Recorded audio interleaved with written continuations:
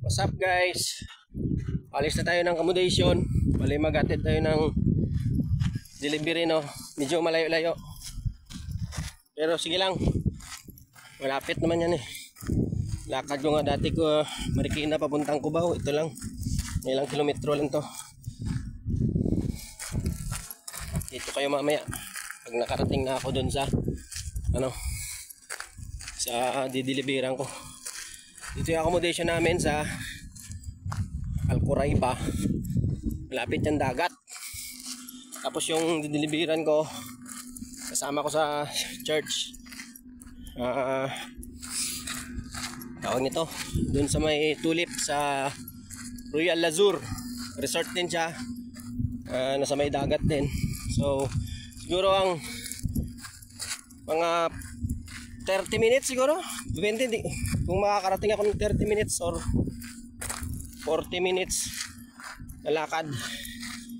Pero dito ako dadaan sa highway para mas malapit, kasi nakikita mo yung daanan mo. May mga palatandaan kang nakikita. Mas madaling maglakad para hindi ka madaling mapagod. Tayo nakasabay kanina sa driver natin kasi nagmamadali rin. Duty yung isang kasama namin, pag-attend kasi sa amin.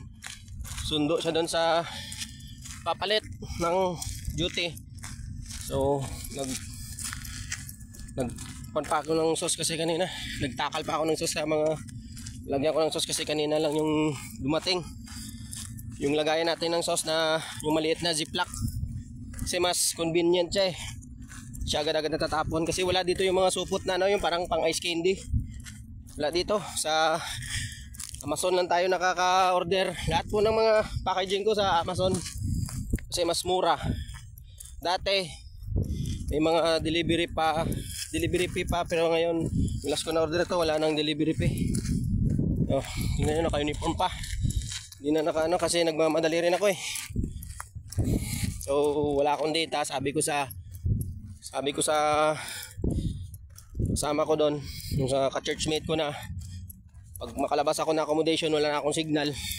So biniling ko sa kanya na bago ka lumabas ng ng gate, mga 30 to 40 minutes. Kasi parang ganun din yung lakad ko. Hindi mo naman mapapansin minsan kasi nalilingaw ka na sa sa mga ba yung nalilingaw sa Tagalog? Parang nalilibang sa mga nakikita mo dyan sa highway, daanan. So diretso na po tayo. Napak ko na to kagabi kaso walang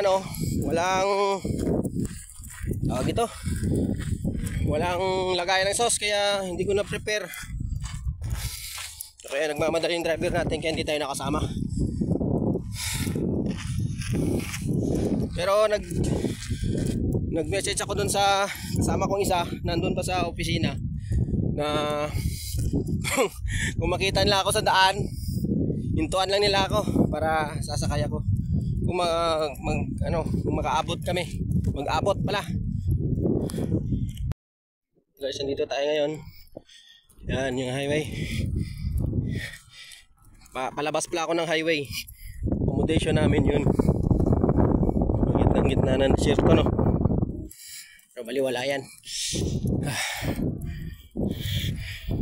Sipin nga yung mga mahal mo sa buhay.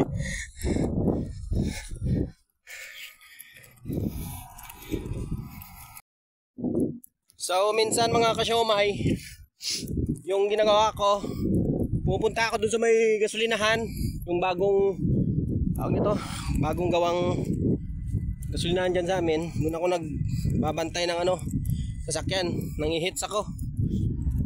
Minsan nakakasakay, minsan wala rin. Kaya ngayon maglalakad na ako para mabilis. Kasi minsan nakakaubos rin ako ng dyan eh. Mga 15 minutes minsan. Tagal talaga.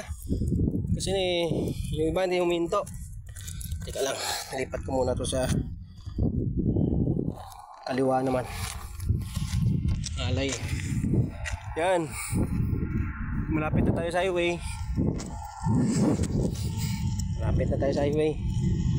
Pagdating mo dyan sa highway, makikita mo na yung resort. Parang gaganahan ka ng maglakad. Kasi may palatandaan ka na eh. So galing doon sa accommodation papunta dito sa highway. Ano nga, hindi pa umabot ng 10 minutes. Bilisan ko lang maglakad. So malapit na tayo sa highway. Siguro mga 100 meters na lang. Okay, tama ba? 50 meters. Okay, tingnan nyo.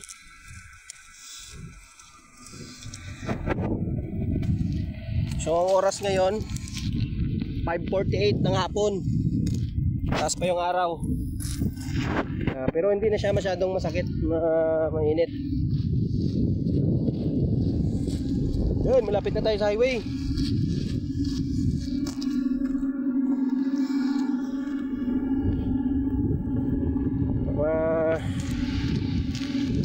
Ipon tayo konti dito. Awa ng Diyos. Makakabili tayo ng kahit yung murang bisikleta lang. Ang deliver lang ba? Tagalog lang tayo para magkaintindihan tayo sa vlog ko. Pero kung gusto nyo man inilonggo, hindi Japon. Nari, lapit na tadi sa dalan. Okay. May ako dati. May nasakyan ako nag-hits ako. Yung nasakyan ko tanker ng gasolina. Tapos parang yung driver mga Pakistani ata yun. Doon din banda sa may sa Royal Azur. Tinigilan niya ako. Tumigil siya. Huminto. Pero hindi ako nakatingin. Tapos nagbusina. Kaya paglingon ko noon, huminto pala siya. Tapos parang nag-hazard. So, nakita ko, tumakbo ako doon sa kanya. Tapos sabi ko sa kanya kung pwede ba makihits. Yeah, no problem. Sabi ko, you drop me at near Masjid and police station. Yes, my friend. Okay. Akyat ako. Tapos sabi ko sa kanya, ni-English ko siya eh. Kasi hindi ako marunong masyadong Tsaka hindi talaga marunong mag Arabic ba? Hindi ko kabalo mag-Arabic. May mga words lang kung maintindihan pero hindi ko kabalo magambal. Amo to. Ambal niya sa akon. Ano yun sabi niya? Mapi malum English. Dito siya marunong mag-English. Sagot ko naman sa kanya, mapi malum Arabic also. Sabi ko sa kanya. Sinyas na kami. Yan ko yung pangalan niya, edad, signature at hulog sa Dropbox. Tinanong ko yung niya, pangalan. Ano pangalan niya? Zayed. Ay, limutan ko pangalan niya. Pero mabait naman.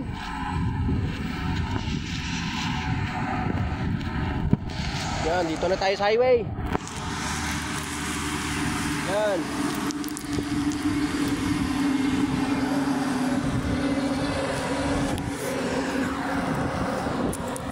Dito na tayo sa highway.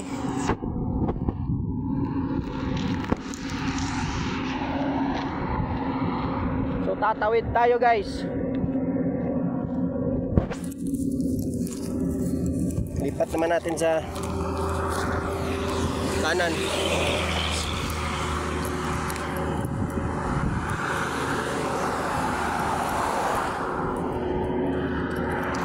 Timing ta magtabo kay basi mabanggaan ta de. Quits lang kita. Ops, timing. Gasutoy nga dadan dalaga nila di, mabilis lang magpatakbo dito. Wala kasing kamera dito. Diyan tatawid tayo dyan sa kabila. Yan, kita nyo dagat na yan sa kabila.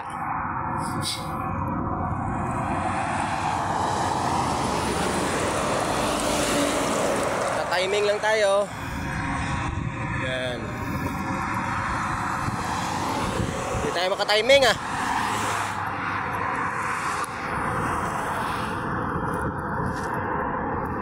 Yun. Pwede na. Timing lang tayo dito. Takbo!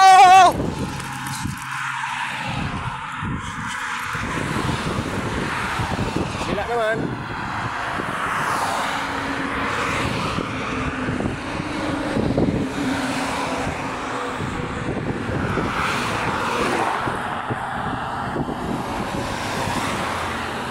Hirap ma-side sweep. Malaki pa naman yung mga sasakyan dito. Naggo sasakyan, bay! Pag may ipit ka, pak! Dunot! Okay, tagaan! Lagan!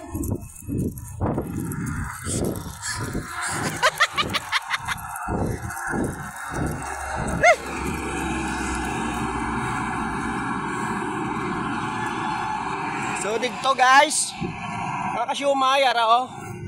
Dira, dagat na sa dira. Yan, Red Sea. Red Sea na dira.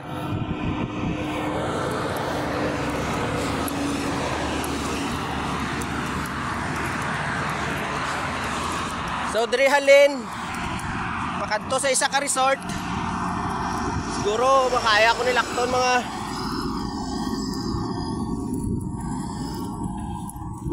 10 minutes, 15 minutes. Tapos pakadto naman sa Piaka Resort 15 minutes. So update na lang ako karon.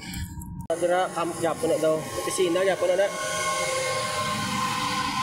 Opisina.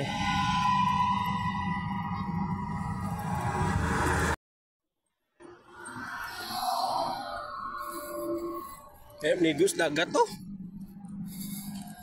Na madula kapoy mo. Tatanggal yung pagod mo pag nakita mo na yan. Yan.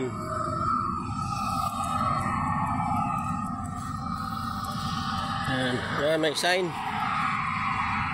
500 meters U-turn. So, 500 meters, kalahating kilometro. Doon pa ako pupunta. Doon pa malapit yung ano. Pero hindi na rin doon talaga sa U-turn mismo. Siguro mga minusan natin ng 100 meters. So ayan guys, yan na yung Bacala, yung convenience store na may gasolinahan. So malapit na tayo sa isang lasor. Yan yung unang lasor. Tapos yung sunod nyan, yung Royal Azur. Doon pa sa dulo siguro mga 300 meters. Lapit lang na. Sus. Wala guys, so dagat. Dagat. Dati pumupunta pa kami dyan, nanguhuli ng mga limasag. Pero ngayon madalang na lang. Kasi pagdating na accommodation, pagod na rin yung ibang mga kasama ko. Matagal na kami hindi nakapagdagat eh. Gaya na kami ulom sa dagat ba. Ano mo na ang Bacala. May aranda sa mga kalanaan. Merong blowdan, mga shawarma, pizza. Doon may mga ano dyan, kabsahan. Yan, merong parang maliit na pwesto dyan, oh. Kapihan yan dyan. Tapos sa kabila, milkshake. Yan, Aldris ng gasolinahan. Dati kasi merong ano dito, may kurbada na din, may U-turn ba. Pero parang tinanggal nila kasi maraming nadidisgrasya. Yun yung sabi.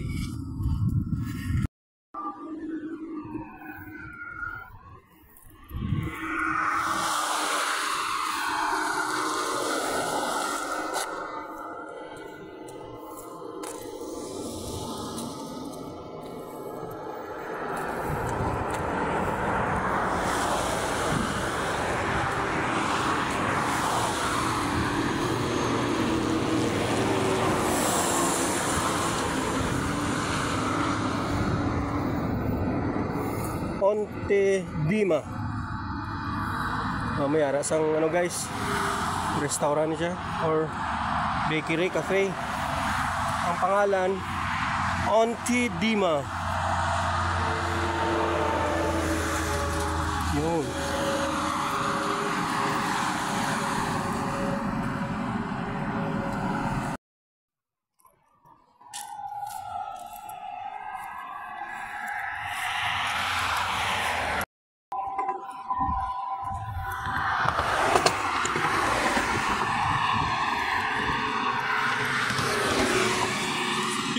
talagid, lapit talagid.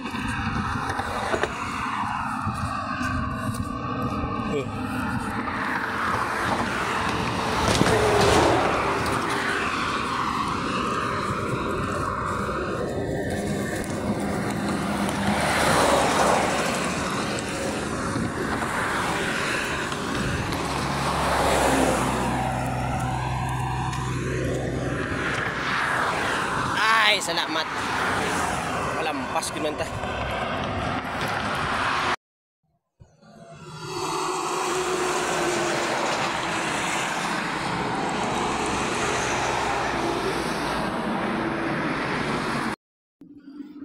Mga kasyumay, time check 6:26 ang hapon. Para na muna na siyang Royal Azor. Mali dito ta sa Giti Dulong. Yan ang gahulat na dito ang mag-receive sang kwan, magdawat sa aton nga produkto. Mga kasyomay, nandito na tayo sa Royal Azor. Ang gate nila doon banda. Sa wakas, dito na tayo. Kanina ka pa? Kanina ka pa? Mga ilang minutes? Mga ilang minutes ka dyan?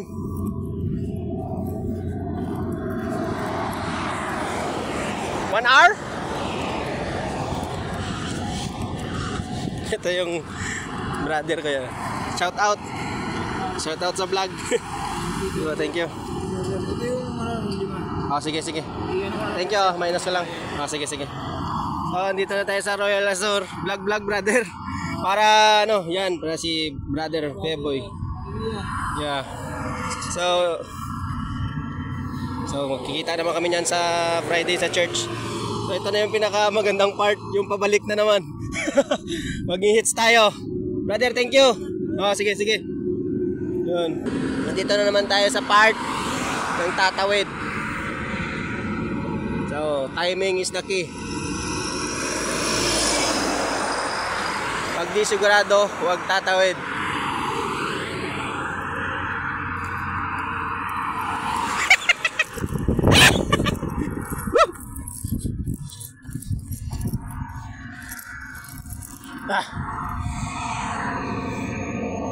Timing lang.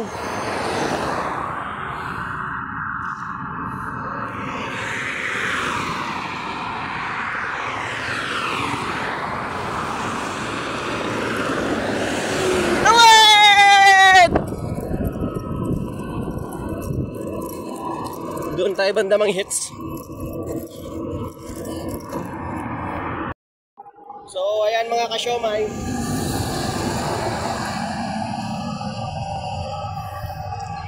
nakarating tayo dito sa Royal Azor mga 6:40 na. Expected natin na oras 6:30. Galing tayo accommodation siguro mga alas 5 medyo. Isang oras din yung nilakad natin. Walang accommodation. Kasi makit yung tagiliran ko. So tatry natin mang-hits kung maka-hits tayo. Doon lang sa may bandang Nagkapaltos pa ako eh. Paltos ako sa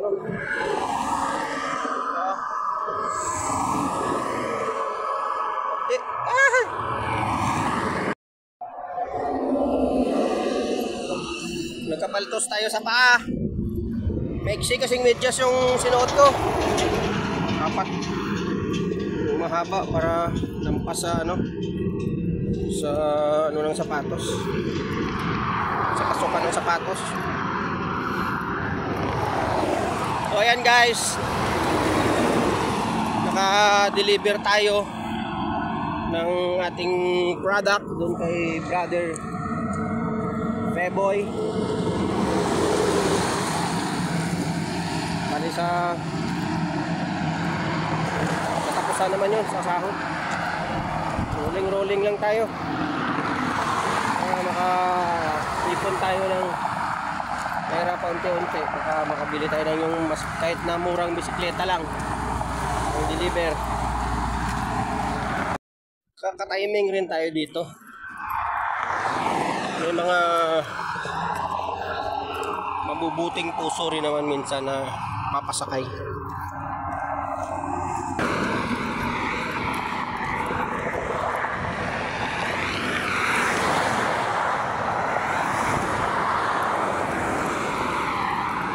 Wala talaga.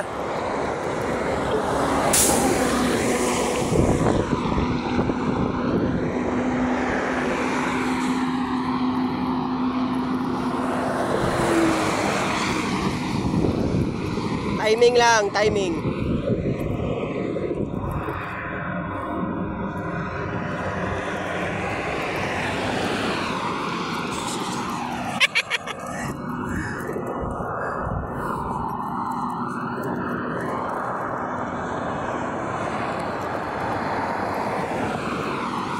Wah!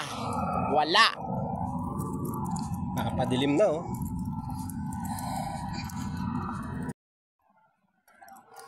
Mga kasyomay, wala talaga tayong swerte ngayon. Wala kare na rin natin pa uwi. Malay mo sa susunod na ano, nandun yung swerte natin. Ngayon, wala tayong swerte sa panghits. Kaya lakarin na lang natin pa uwi. Daan muna tayo ng Bacala. Bili ng tubig. Nakakauhaw eh. Sabi mo ilang kilometro yung nilakad natin. Tapos pabalik pa. So, walang problema yan. Pagod ka? Pahinga mo. Tulog mo. Bukas wala na yan. So fast forward guys. Fast forward mga kasyomay. Dito na tayo sa may Bacala. 7:14. Almost 30 minutes rin yung lakad natin pabalik. Pero dito pa rin tayo sa Bacala. Hanap tayo dito ng makainan kasi pagod at gutom din. Yung mura lang, hanap tayo dito ng mga mura lang.